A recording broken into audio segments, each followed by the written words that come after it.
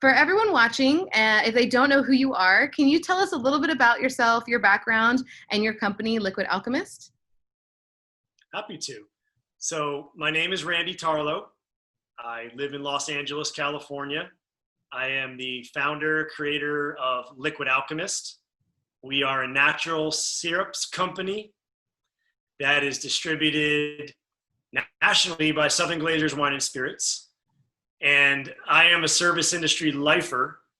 I grew up in the service industry starting at 13 years old, cleaning floors and washing dishes. And I've done pretty much every job in the industry until eventually working with brands and then now owning a brand.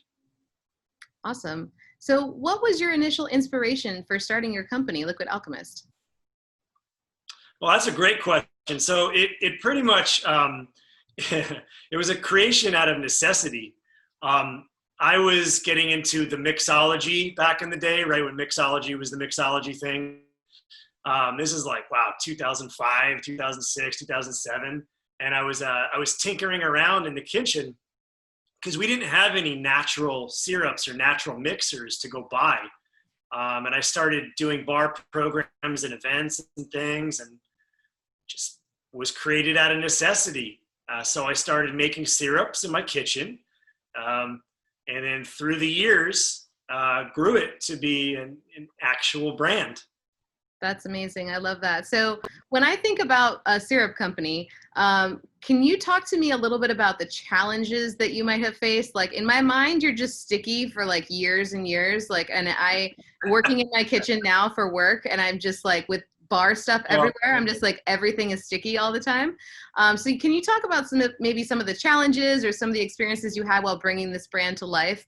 And then on the other side of that, maybe some of your most successful moments, or like the moment where you're like, wow, this is really a thing. Like, damn, I did it.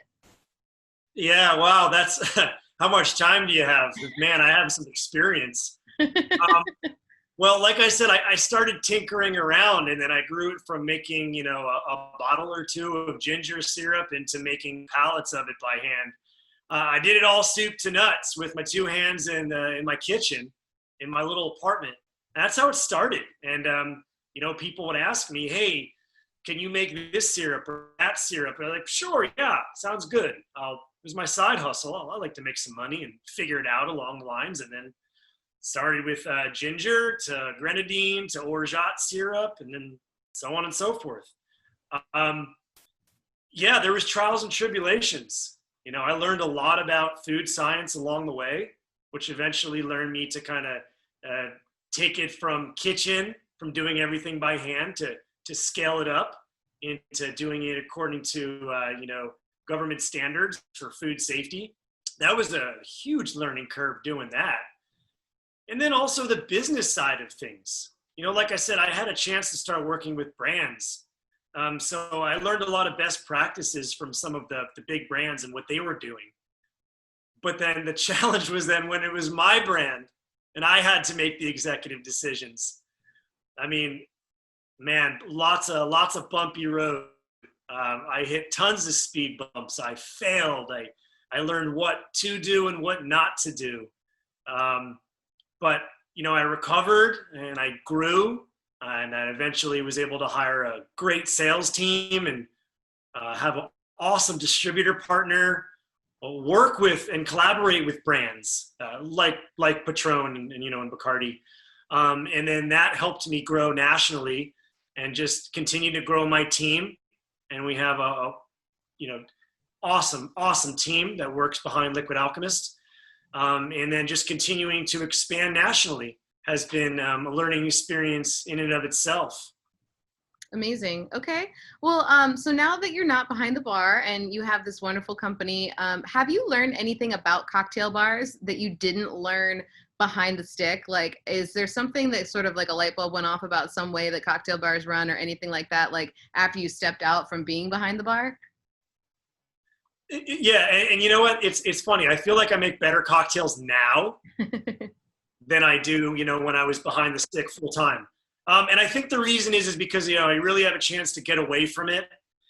We get into a routine behind the bar where we come in and we make our cocktails on the menu. We kind of put our head down and we go and we punch out. And then you have, of course, your beverage directors that are tasked with being creative on a daily basis. But for me, it's now working with spirit brands to collaborate and to create cocktails.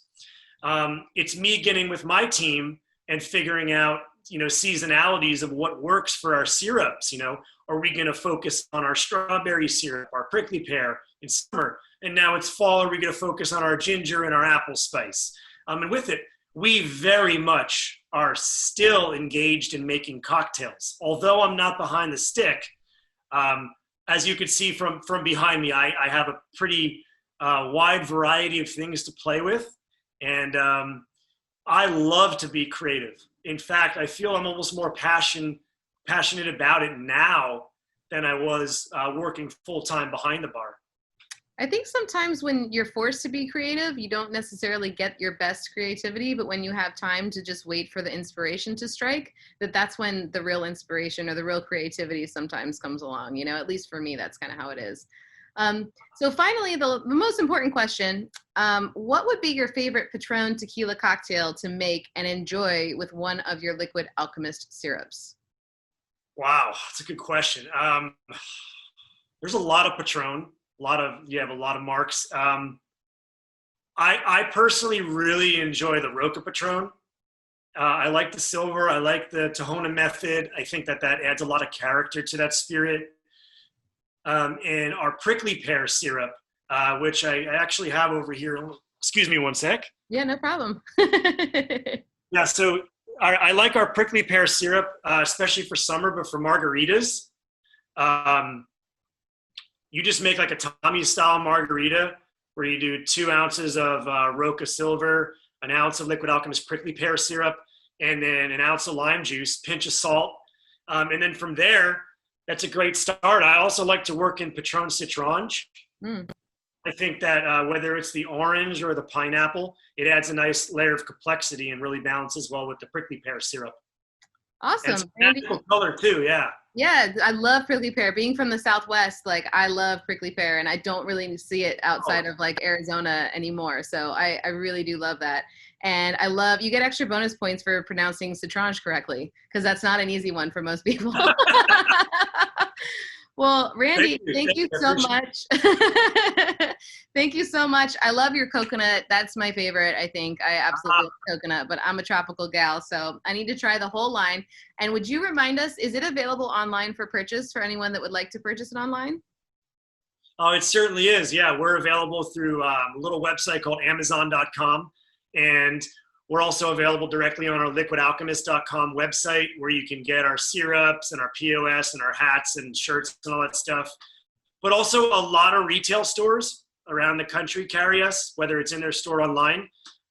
We're in the chains like Ralph's and Albertsons and Pavilions, Total Wine and all that fun stuff.